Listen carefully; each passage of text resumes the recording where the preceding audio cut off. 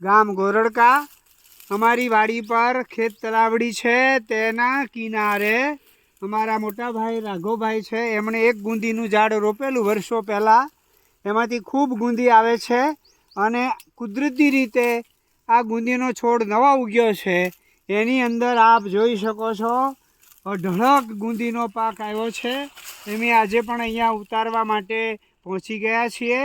ઉનાળામાં પક્ષીઓને માટે અક્ષીર ખોરાક જે છે એ આ છે। જ્યારે એને ચણની કોઈ પણ વનસ્પતિ, કોઈ પણ ચણ ઉનાળામાં પક્ષીઓને ન મળે ત્યારે આ ગુંદીનું ઝાડ છે, એની આ ગુંદી છે એ પક્ષીઓ માટે અક્ષીર ઇલાજ છે, ઔષધિ વનસ્પતિ છે। મનુષ્ય માટે પણ ઉનાળામાં આનો ઉપયોગ ખૂબ શ્રેષ્ઠ છે। ખૂબ ગુંદી આવી છે। ગુંદી ખાઈ અને સૌ આરોગ્ય પામો એવી શુભેચ્છા। જય વૃક્ષનારાયણ દેવ।